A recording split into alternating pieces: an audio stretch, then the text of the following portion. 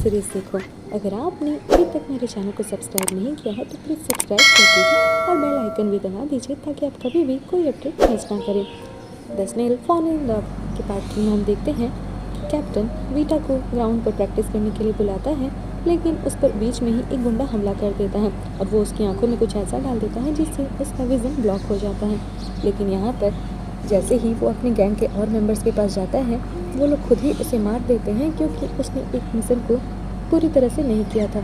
उसे कैप्टन को मारने भेजा गया था पर वो कैप्टन को मार नहीं पाया था। पर हम देखते हैं कि फाइट के दौरान ही कैप्टन ने चालाकी से उसके कपड़ों पर ट्रैकर लगा दिया था और इस वजह से फिर भी उसे कोई लीड नहीं मिलती क्योंकि सारे लोग वहाँ से जा चुके थे। अब फिर से वो ईग से पूछताछ करने के लिए जाता है पर वो हमेशा की तरह कुछ भी जवाब नहीं देता।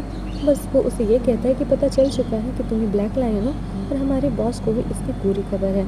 वीटा ओयन से कुछ पूछताछ कर रही होती है, लेकिन इतने में ही कैप्टन का उसे कॉल आता है और वो कहता है कि एक मर्डर केस में तुम्हारी ज़रूरत है और वो उसे एड्रेस मैसेज करता है। लेकिन एड्रेस देख करके उसका चेहरा सफ़ेद पड़ जाता है क्योंकि वो और किसी का नहीं बल्कि सिन का होता है, जिसका बॉडीगार्ड की जॉब करने और उससे उसकी अच्छी खासी बात भी हो गई थी। और यहाँ पर सिन बहुत ही ज़्यादा रो रहा होता है और वो उसे कंसोल करती हैं। सैम वीटा को अपना फ़ोन दिखाता है जब उसकी बहन सिन ने रात को 10 बजे उसे मैसेज किया था और उसे जल्दी घर आने को कहा था, पर वो टाइम पर नहीं पहुंच पाया। कैप्टन भी उसके मैसेज को देखता है। सिन बताता है कि उसकी बहन का लाश पड़ा हुआ था, लेकिन उस पर किसी ने सफ़ेद कपड़ा डाल दिया था ताकि किसी को पता ना चले। जब सिन के रूम की छानबीन कैप्टन और वीटा जाकर के करते हैं तो वहाँ उन्हें ये पता चलता है कि वहाँ पर किसी लड़के के भी कपड़े और परफ्यूम थे, लेकिन अब वो लगता है क्राइम सीन के दौरान गायब हो चुके हैं। तब उन्हें सब इसी बात पर जाता है कि शायद सिन का कोई सीक्रेट लवर होगा, तो वो लोग उसके बैकग्राउंड को पता करने लगते हैं कि वो किसको डेट किया करती थी या फिर किसी उसका रिलेशनशिप था।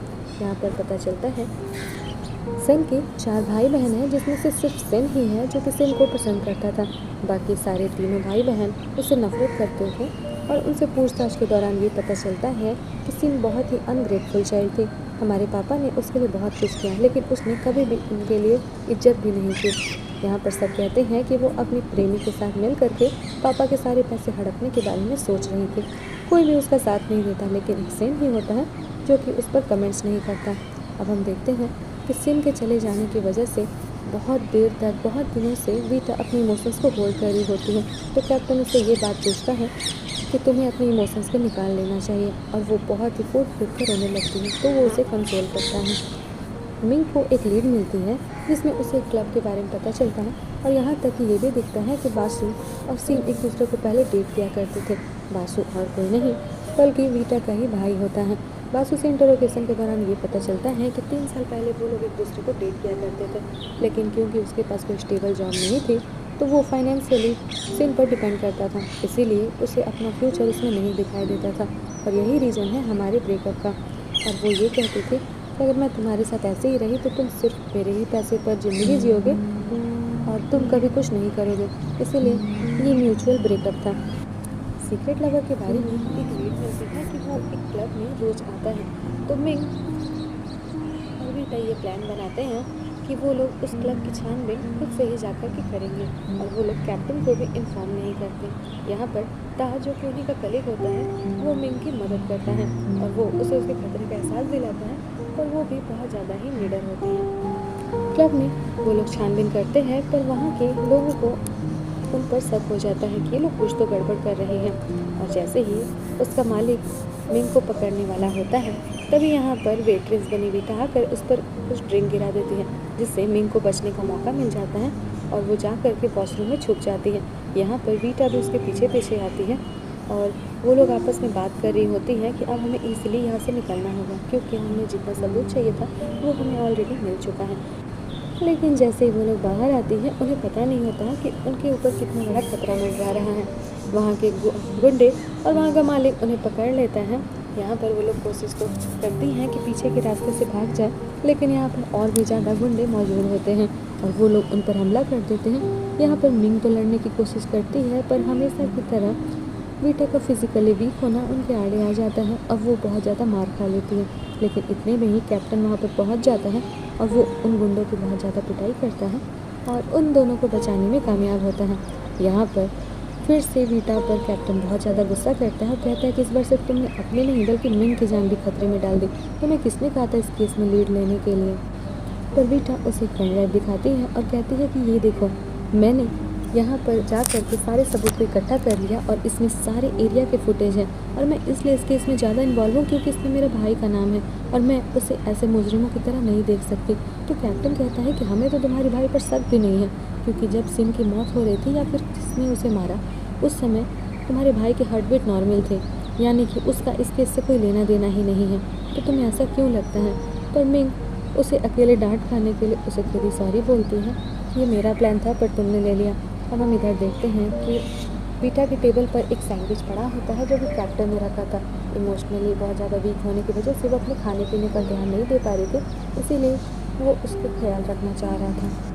वीटा वासु से घर आने के बाद पूछताछ करती है कि क्या तुम अभी भी सिम को पसंद करते थे, पर वो कहता है कि नहीं, मैं मूव ऑन ऑलरेडी कर चुका हूँ। अब हम देखते हैं कि अगले दिन वीटा खुद सैंडविच बना करके कैप्टन के लिए ले जाती है और उसे सॉरी कहती है कि आगे से मैं आपके सारे ऑर्डर्स फॉलो करूँगी, प्लीज़ मुझे माफ़ कर दीजिए।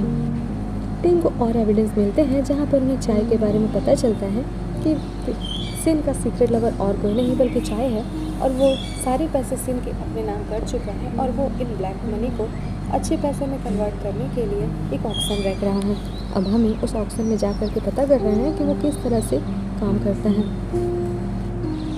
कैप्टन वहाँ पर जाने के लिए वीटा को कह देता है कि तुम मेरी पार्टनर बनकर चलोगी, जिस पर मिंग का मुंह बन जाता है क्योंकि अंदर ही अंदर वो पसंद करती है। इधर ऑक्शन के बारे में बाकी भाई बहनों को भी पता चलता है, पर वो लोग बहुत ज़्यादा लड़ाई झगड़े करते हैं कि सिन का अब प्रेमी हमारे सारे पैसों को हथिया लेगा, पर सिन कुछ भी नहीं कहता। अब सुबह सुबह ही वीटा वहाँ पर आ जाती है तो कैप्टन वहाँ पर पहले से होता है, तो वो उससे रीज़न पूछती है कि तुम पहले क्यों आए। तो वो कहता है कि मैं अपने बारे में फॉल्स इन्फॉर्मेशन हर जगह फैला रहा था ताकि किसी को भी हम पर शक ना हो।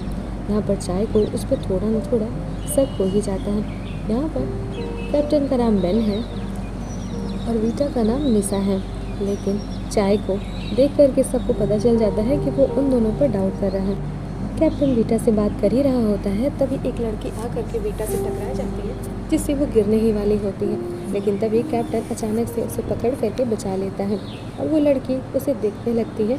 यहाँ तक कि कैप्टन भी तब उससे पता चलता है कि और कोई नहीं बल्कि कैप्टन की एक्स गर्लफ्रेंड ही होती है।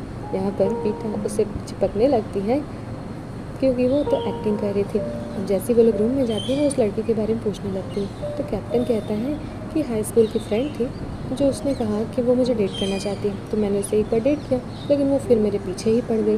तो अगर आपकी इंक्वायरी ख़त्म हो जाए तो अब हम लोग काम की बात करें। और वो लोग केस के सिलसिले में ही कुछ प्लानिंग करने लगते हैं, लेकिन तभी दूर पर नॉक हो जाता है। यहाँ पर कैप्टन जाकर के दरवाज़ा खोलता है तो ये और कोई नहीं चाय होता है और वो उसे ऑक्शन की इन्विटेशन देने के लिए आता है। लेकिन इतने में ही अंदर से वार्डरोब में वीटा आ जाती है और कहती है, क्या हुआ बेन, कौन आया है? और जैसे ही चाय चला जाता है तो वो कहती है कि कैसी थी मेरी एक्टिंग। यहाँ पर कैप्टन कहता है बहुत अच्छी थी, लेकिन चाय को अभी भी उन दोनों पर शक था और वो कहता है मैंने कहीं तो उसे देखा है।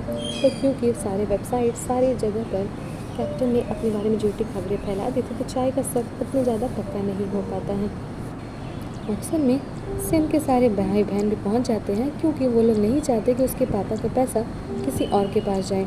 अब हम इधर देखते हैं कि बहुत ही सुंदर ड्रेस पहन करके वीटा चाय से बात करने के लिए जाती है और बातों बातों में पूछ लेती है कि सिन को आप कैसे जानते हैं, आप लोग कब मिले थे। पर इस बात पर चाय को हल्का और शक अपना कंफर्म होता है कि आप मेरा इंटरोगेशन क्यों कर रही हैं, आपको क्या जानना है मुझसे, आप कौन हैं।